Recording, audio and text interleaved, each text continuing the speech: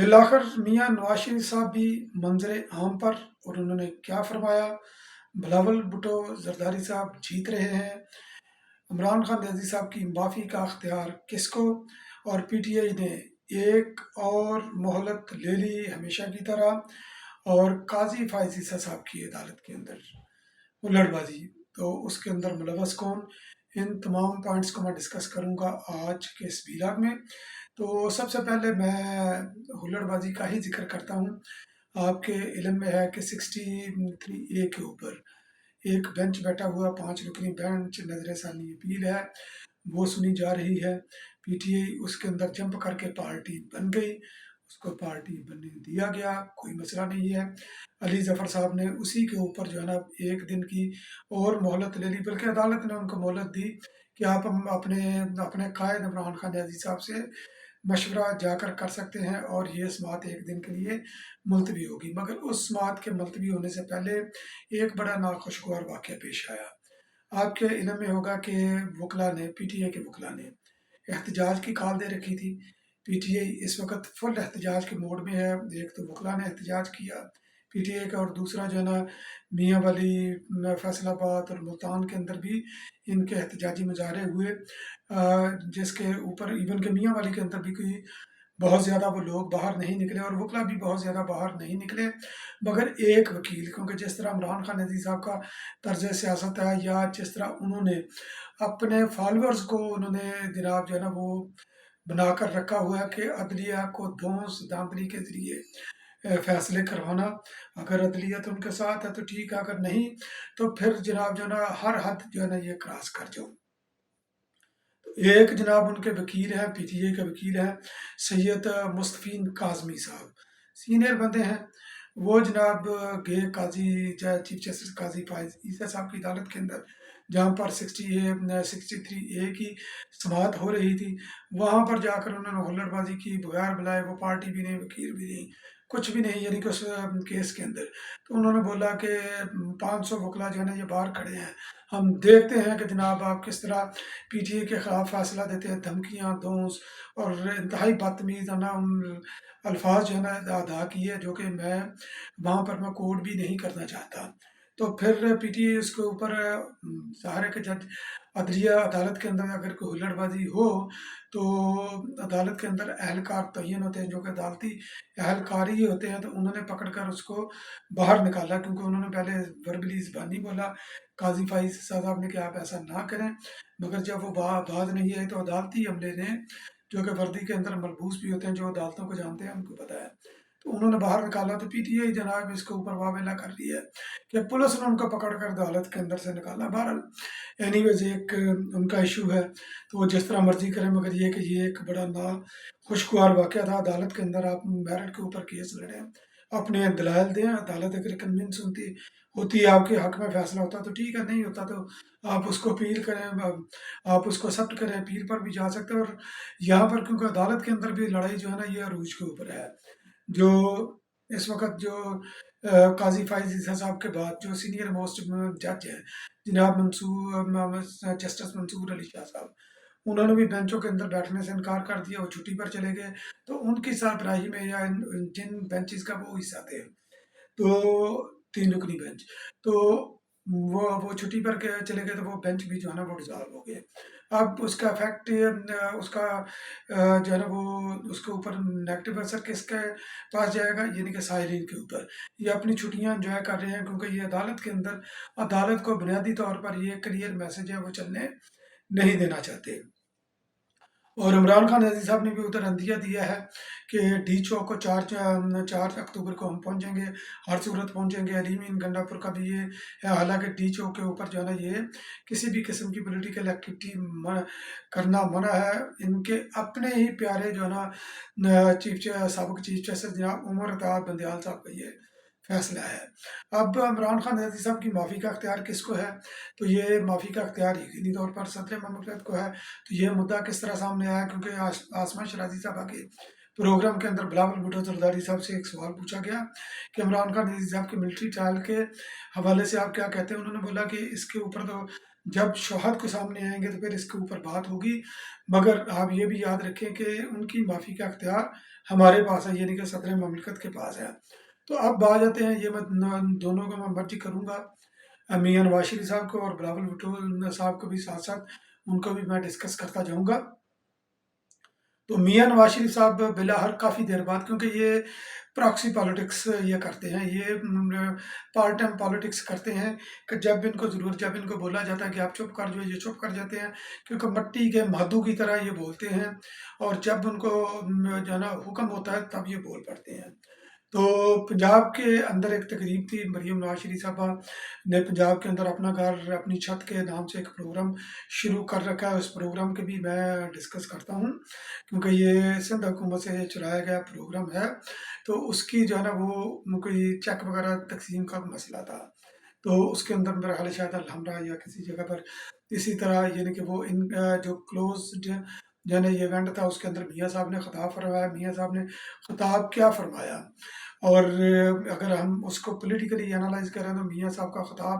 ہمیشہ کی طرح کنٹینٹ لیس تھا، فیلئر خطاب تھا، اس کے اندر کوئی بھی پولیٹیکل کنٹینٹ نہیں تھا، اور بنیادی طور پر میاں صاحب نے اس کا خطاب کے اندر جتنی بھی چارج شیٹ انہوں نے فریم کرنے کی کوشش کی، تو اس کا جواب بجائے وہ کسی اور سے پوچھتے، اپنے گریبان کے اندر منہ جھانک کر دیکھ لیتے ڈال کر، تو ان کو یہ جواب مل جاتا۔ تو میاں صاحب نے تقریب سے خطاب کرتے ہوئے انہوں نے فرمایا کہ ان کی 2 بار حکومت ختم کی گئی، تو پاکستان ترقی کی طرف جا رہا تھا، اور دوسرا انہوں نے پارٹیوں کا انہوں نے موازنہ کیا، اگر انہوں نے موازنہ کرنا ہے پی ٹی اے کے ساتھ موازنہ نہ کریں، پاکستان پیپل پارٹی کے ساتھ موازنہ کرے۔ محترمہ بینظیر بھٹو کی اگر 2 حکومتوں کا موازنہ کرنا ہے تو محترمہ بینظیر بھٹو کی حکومت کے ساتھ موازنہ کرے۔ غلط بیانی، دروغ گوئی ان کے اوپر ختم ہے۔ ایٹمی ٹیکنالوجی کے حوالے سے وہ کہتے ہیں کہ وہ ایٹمی ٹیکنالوجی کو لے کر آئے، وہ شہید ذوالفقار علی بھٹو لے کر آئے تھے، وہ انہی کے دور کے اندر جو ہے نا یہ مکمل ہو چکا تھا۔ چاغی کا تعین بھی شہید ذوالفقار علی بھٹو نے ہی کیا تھا، جہاں پر آپ نے جا کر ایک بٹن آن کر کے جو ہے نا آپ نے دھماکہ کیا، آپ نہیں کرنا چاہتے تھے، آپ کے فیس امپریشن اگر آپ ان ویڈیو کو دیکھیں تو آپ کے وہ کمپلائی نہیں کرتے تھے کہ ایک ایٹمی ملک کا جو ملک ایٹمی طاقت بننے جا رہا ہے، اس کا سربراہ جو ہے نا یہ ایٹمی دھماکہ کر رہا ہے۔ تو بہرحال یہ سوچ چاند کرنے کا کریڈٹ یقینی طور پر آپ کو جاتا ہے، باقی جو ایٹمی جو ٹیکنالوجی لے کر آئے وہ شہید ذوالفقار علی بھٹو لے کر آئے، اور انہوں نے اپنی جان کا نذرانہ بھی اس کے اوپر جو ہے نا وہ پیش کیا، اور ایٹمی پروگرام کو رول بیک نہیں ہونے دیا۔ باقی حکومتوں کے اندر بھی وہ کسی نہ کسی صورت میں وہ چلتا رہا، چاہے وہ محترمہ بینظیر بھٹو کی حکومت ہے، ضیاء الحق کی تھی، یا کسی اور کی بھی حکومت تھی، تو اس کے دور میں یہ پروگرام چلتا رہا، حالانکہ یہ 1976 تک یہ مکمل ہو چکا تھا، 1976 یا 77 تک مکمل ہو چکا تھا، اور شہید ذوالفقار علی بھٹو کو موقع نہیں ملا کہ اس کا ایٹمی دھماکہ وہ کر سکتے ہیں۔ تو میاں صاحب نے اس کے اوپر بھی دروغ گوئی کی، پھر انہوں نے بولا کہ 2 بار میری حکومتوں کو جو ہے یہ ختم کر دیا گیا، تو کیوں ختم کیا گیا؟ جناب اس کا جواب آپ کے پاس ہے کہ آپ کی سازشیں، جب آپ نے محترمہ بینظیر بھٹو کی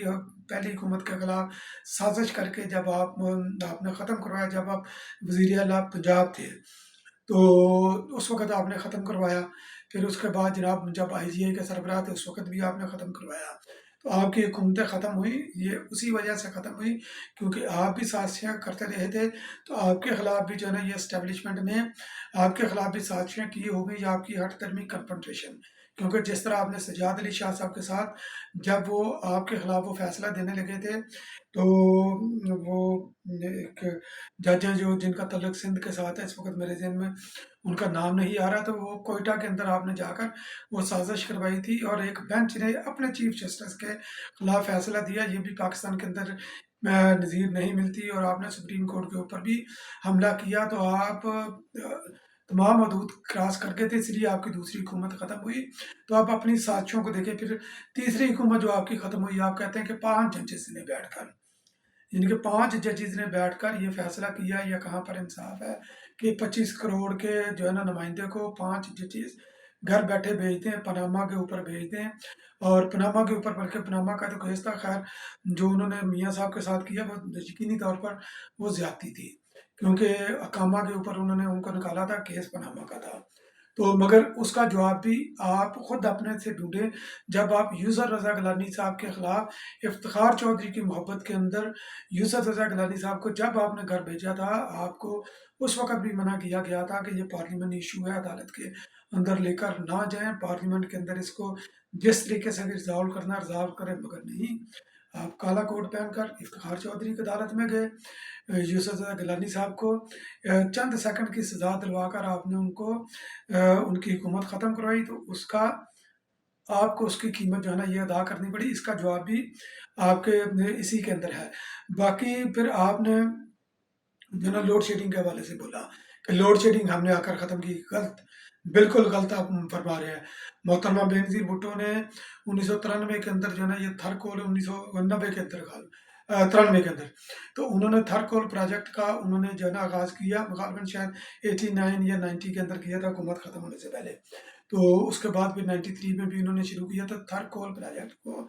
بند آپ نے کیا تھا۔ تو اس کے بعد 18ویں ترمیم کے بعد جو ہے نا یہ سندھ حکومت نے اس کو شروع کر کے پایہ تکمیل تک پہنچایا۔ تو بجلی محترمہ بینظیر بھٹو کے دور میں کے اندر بجلی کا بحران بھی ختم ہو گیا ہوا تھا۔ معاشی ترقی بھی محترمہ بینظیر بھٹو کے دور میں ہوئی تھی، جس کا ثمر جو ہے نا یہ آپ نے لیا۔ آپ نے جتنے بھی جو ہے نا یہ پروگرام تھے، آپ نے کھاؤ پروگرام شروع کیے جن کے اندر دیہڑیاں لگتی ہیں، چاہے وہ یلو ٹیکسی ہو، تو آپ یلو ٹیکسی اسکیم کی جو ہے نا مدت رہی کرنے سے پہلے یہ بتائیں کہ شہید ذوالفقار علی بھٹو نے جو ایل او ایس کا شروع کیا تھا، یعنی کہ جو ایل او ایس لاہور والے یہ جانتے ہیں ایل او ایس کی سروس ہوتی تھی، لوکل اومنی سروس، تو وہ بسیں بند کس نے کروائی؟ اور جو جی ٹی ایس چلتی تھی، یعنی کہ انٹرا سٹی جو ٹرانسپورٹیشن سسٹم تھا، وہ کس نے ختم کیا؟ آپ یہ بتائیں۔ پھر آپ کو یہ جواب مل جائے گا کہ وہ جو پبلک ٹرانسپورٹ کا جو ایک بہترین سسٹم تھا، سستا ترین سسٹم تھا، شہید ذوالفقار علی بھٹو کا لایا ہوا تھا، تو وہ سسٹم کس نے ختم کیا؟ پھر آپ نے جناب جو ہے نا یہ فرمایا کہ کے پی کے سے لوگ جو ہے نا یہ آتے ہیں پنجاب کے اندر علاج کروانے کے لیے، کے پی کے اندر ہاسپٹل کا سسٹم جو ہے نا اتنا نہیں ہے۔ عمران خان نیازی صاحب کی تین حکومتیں ہیں، آپ نے بالکل صحیح فرمایا، مگر کے پی کے اندر جو لوگ پنجاب کے اندر علاج کروانے آتے ہیں وہ ہیلتھ کارڈ لے کر آتے ہیں۔ یہ ہیلتھ کارڈ بے شک آپ نے شروع کیا تھا، اور یہ بھی ایک کھاؤ پروگرام تھا جس کو عمران خان نیازی صاحب نے اپنے نام سے بھی اس نے شروع کیا، تو کے پی کے اندر بھی لوگ ہیلتھ کارڈ کے اوپر علاج کرواتے ہیں، پنجاب کے اندر بھی ہیلتھ کارڈ کے اوپر علاج کرواتے ہیں، تو اس کے اوپر آپ ان کے اوپر پنجاب احسان نہیں کر رہا پنجاب، بلکہ کے پی کا جو ہیلتھ کارڈ کا فنڈ ہے وہ پنجاب اپنی خود لے رہا ہے وہ، تو یہ تو پنجاب کی انکم ہوگی۔ دوسری طرف آپ سندھ کے سسٹم کی طرف جائیں، ہیلتھ سسٹم سندھ کا، جہاں پر پورے پاکستان بھر کا علاج فری ہوتا ہے، چاہے وہ پنجاب سے ہے، سندھ سے ہے، بلوچستان سے ہے، یا دنیا کے کسی بھی کونے سے ہے، تو وہ جا کر وہاں سے بالکل مفت علاج کرواتا ہے، کہ ہیلتھ سسٹم نہیں، اس کا سارا برڈن سندھ حکومت کے اوپر ہوتا ہے۔ تو آپ کس طرح کے لوگوں کو جو ہے نا یہ آپ بیوقوف بنانے کے لیے اس طرح کی باتیں کرتے ہیں۔ باقی ٹریکٹر سکیم، آپ نے کسان کارڈ بھی، کسان کارڈ کا آپ نے بولا کہ کسان کارڈ جو ہے نا کے پی کے اندر بھی شروع کریں، یہ کریں وہ کریں، تو کسان کارڈ جناب پاکستان پیپلز پارٹی نے سندھ کے اندر شروع کیا۔ بجلی کا آپ نے کریڈٹ لینے کی کوشش کی، ساتھ آپ نے یہ کلیئر بھی کر دیا 2 مہینے، تو آئی ایم ایف نے جو اسٹیٹمنٹ دی تھی وہ آپ کے ذہن میں نہیں ہے کہ جو آپ نے سبسڈی دی تھی آئی ایم نے آڑے ہاتھوں دیا تھا پنجاب کو، ابھی یہ تازہ ترین بات ہے۔ تو سولر پینل سندھ نے اس کی مخالفت کی، سولر سسٹم سندھ کے اندر جو ہے نا یہ شروع ہوا ہے، آپ اس کی کاپی پنجاب کے اندر جو ہے نا یہ کرنا چاہتے ہیں۔ پھر آپ نے جناب جو ہے نا یہ فرمایا ٹریکٹر سکیم کے یہ مریم نے شروع کی، بہت اچھی اسکیم ہے، تو جناب ٹریکٹر سکیم محترمہ بینظیر بھٹو نے شروع کی تھی اپنے دور کے اندر، اس کے اوپر سبسڈی دینے کی، تو آپ نے ختم کی تھی۔ کیا آپ یہ بتانا پسند کریں گے کہ وہ ٹریکٹر سکیم آپ نے کیوں ختم کی؟ پھر آپ نے، کیونکہ اس وقت ملک کا ہارڈ ترین جو سب سے زیادہ جو ایشو ہے وہ ایشو ہے جناب اس وقت آئینی ترامیم کے حوالے سے، جو جوڈیشل ریفارمز کے حوالے سے ہے، اس کے اوپر تو آپ نے ایک لفظ بھی نہیں بولا اپنی تقریر کے اندر، حالانکہ وہ آئینی ترمیم کا مدعا لے کر بلاول بھٹو میدان کے اندر ہے، اور جس طریقے سے اس کی پذیرائی ہو رہی ہے، اس کے مخالفین بھی اس کو کہتے ہیں کہ بلاول بھٹو جیت نہیں گیا بلکہ وہ جیت چکا ہے، اور کوئی بھی پاکستان کے اندر، بلکہ طلعت حسین کا یہ میں کوٹ کر رہا ہوں کہ وہ کہتے ہیں کہ پاکستان کے اندر کوئی بھی ایسا لیڈر نہیں، انکلوڈنگ میاں نواز شریف صاحب، जो कि आइनी मामलात के ऊपर इतनी मुदल्लल गुफ्तगू कर सके। वो इस तरह गुफ्तगू करते हैं कि लगता है कि वो अपनी होम ग्राउंड के ऊपर जो है ना ये खेले हैं बिलावल भुट्टो जरदारी साहब। और उन्होंने एक प्रोग्राम के अंदर उन्होंने ये भी बोला कि 18वीं तरमीम के अंदर जो है ना ये आर्टिकल 6 है जो जजों के ऊपर भी लागू होता है। आसमा शराजी साहब के प्रोग्राम के अंदर मैं क्विकली इसको जो है ना वो रैप अप करने की कोशिश करता हूँ कि आसमा डिटेल में मैं इंशाल्लाह पर बाद में करूँगा। तो उन्होंने बोला कि हमने पार्लियामेंट्री कमेटी बनाई। पार्लियामेंट्री कमेटी इसलिए बनाई ताकि तमाम जो पॉलिटिकल डायलॉग शुरू हो, मगर पीटीआई पॉलिटिकल डायलॉग नहीं करना चाहती। वो कन्फ्रंटेशन की सियासत के अंदर यकीन रखती है, इसलिए वो ये कमेटी भी इतनी इफेक्टिव नहीं हुई। फिर उन्होंने एक बार फिर इस चीज़ को पीटीए को दावत दी कि आप आएँ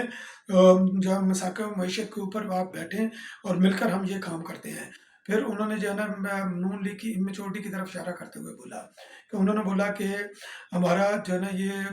जुडिशियल रिफॉर्म्स का जो मसौदा था वो मेरे तक नहीं पहुंचा, बल्कि जजेस के साथ ये इनके वजीर कानून ने डिस्कस किया। जब जजेस को पता चला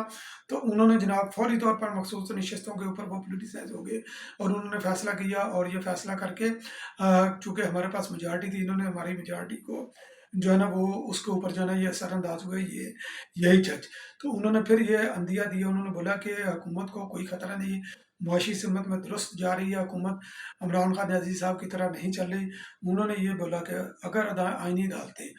25 अक्टूबर से पहले ना बन सकी तो बहुत बड़ी मुश्किल होगी। और उसके बाद जो है ना ये कौन गारंटी देता है कि ये बनेगी।